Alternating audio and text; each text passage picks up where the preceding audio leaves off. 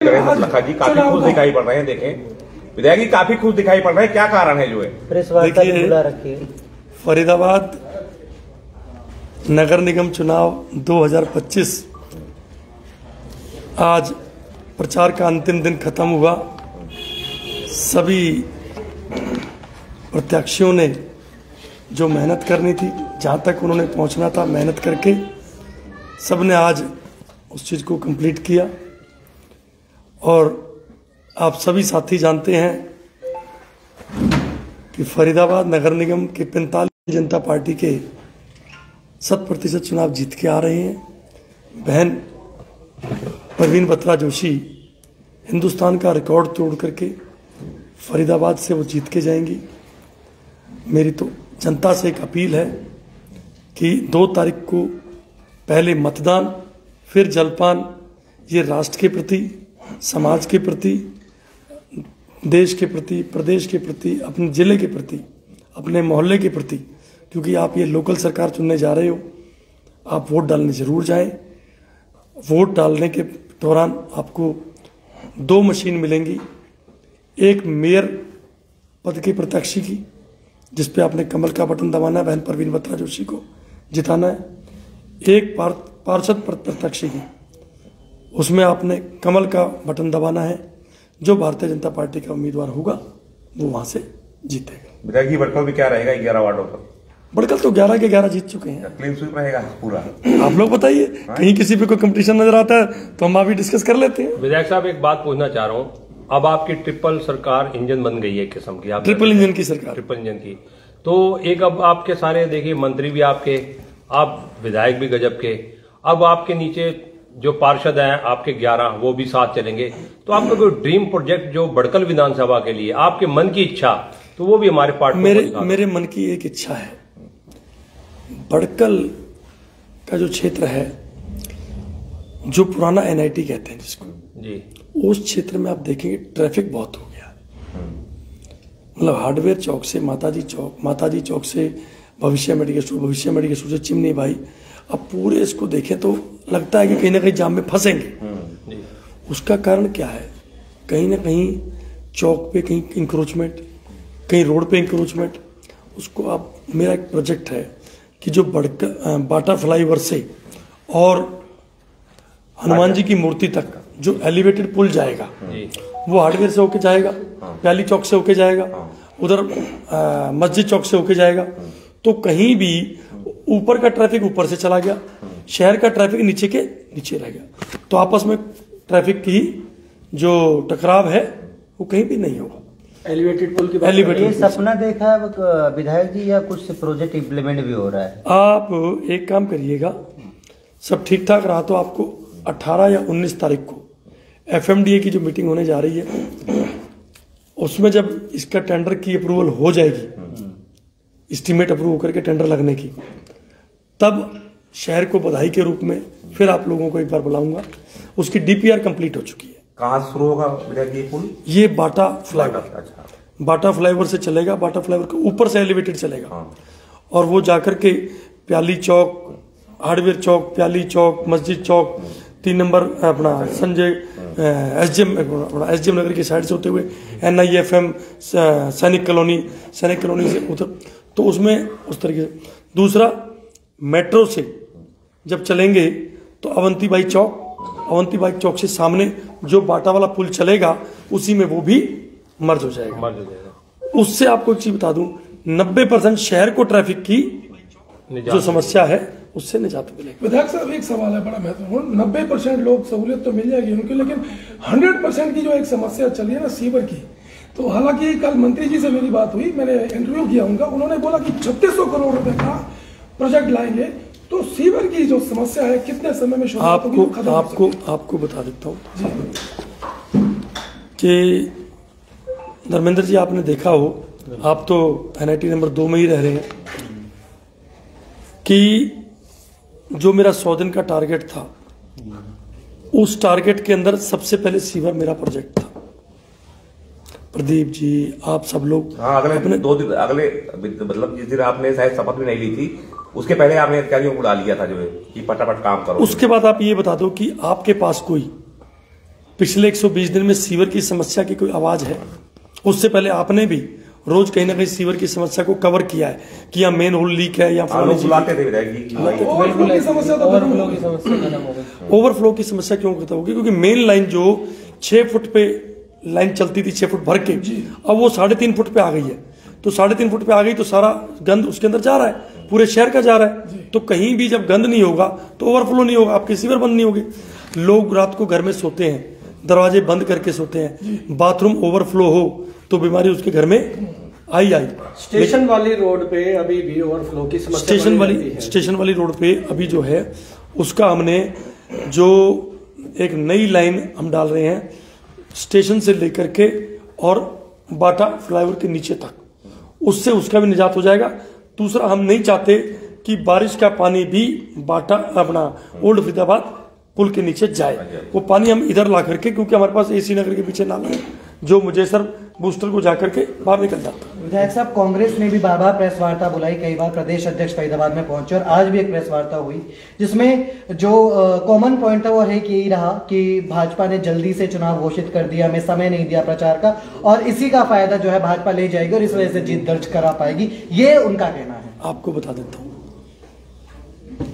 पिछले 1 साल से भाजपा के लोग कहते थे बीजेपी वाले निगम के चुनाव से भाग रहे हैं। कांग्रेस वाले कहते थे बीजेपी वाले भाग रहे हैं। इन्होंने हाईकोर्ट में रिट डाली, हमने हाईकोर्ट को बताया कि वार्डबंदी कंप्लीट हो गई है, 3 शहरों की बकाया थी वो भी कंप्लीट हो गई। कंप्लीट होते ही चुनाव डिक्लेयर हुए। अब उनको इस बात से भी दिक्कत है कि चुनाव क्यों हो रहे हैं।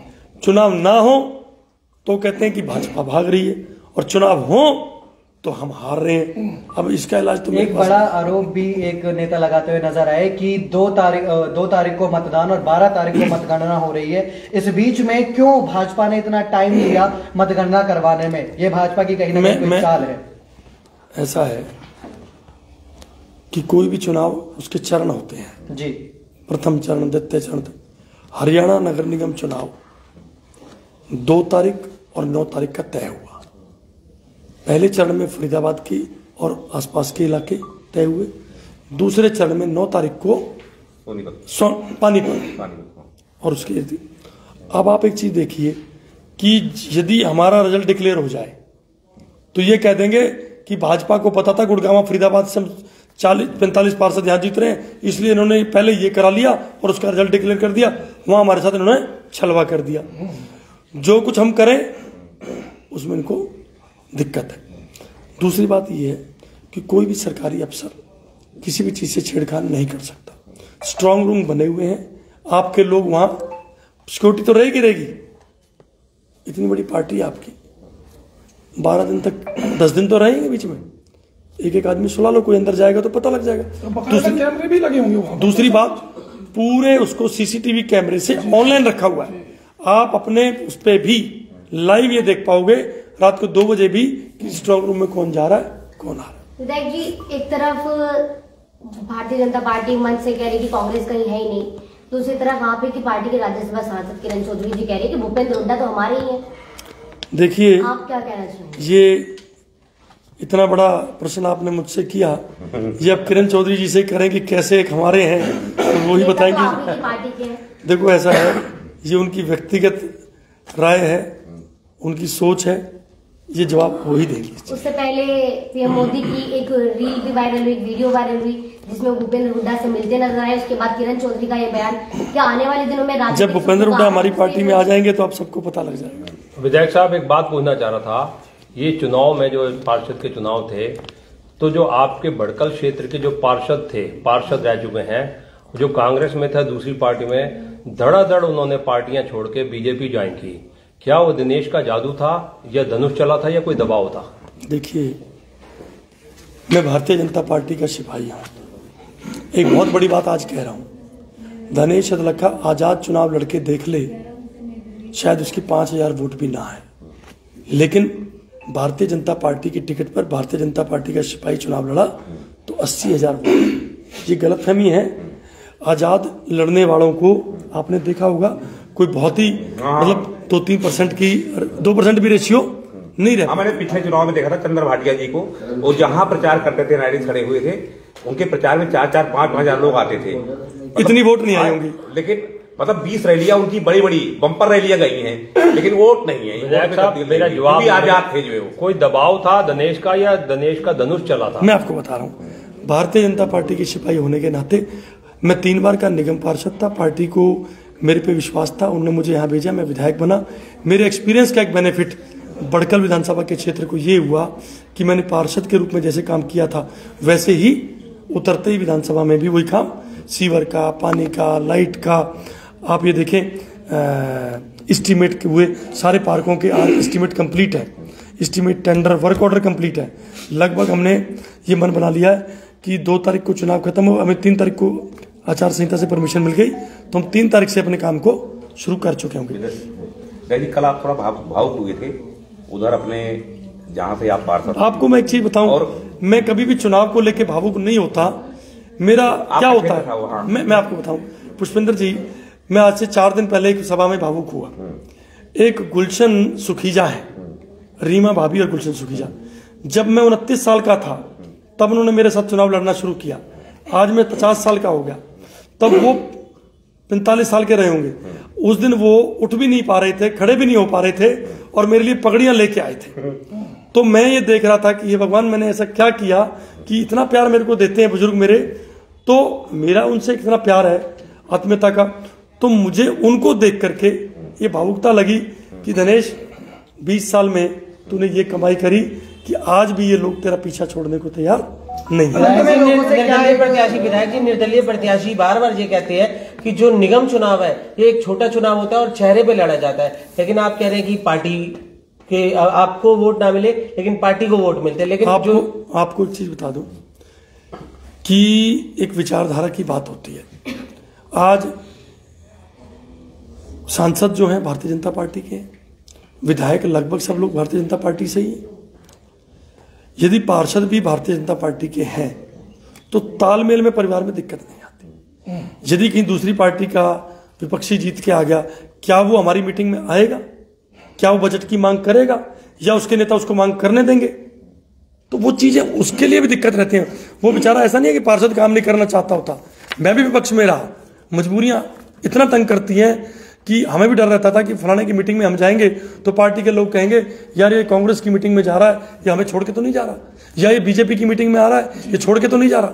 उस पार्षद की परिस्थिति देखो, उसकी मनोस्थिति इतनी खराब हो जाती है, वो जीत तो जाता है लेकिन उसके बाद उसको दूसरी पार्टी की मीटिंग में या दूसरे सांसद से या विपक्षी विधायक से ग्रांट मांगने में दिक्कत आती है, और विपक्षी भी देने में संकोच करता है कि मेरे वाले कहेंगे अरे ये तो उनको ज्यादा देता, हमें नहीं देता। तो वो चीजें उसके लिए भी दिक्कत हो, इसलिए हम कहते हैं। विधायक साहब 2 तारीख को चुनाव है जी, तो आज प्रेस कॉन्फ्रेंस हो रही है आपकी, तो पब्लिक को क्या संदेश देंगे, क्या अपील करेंगे?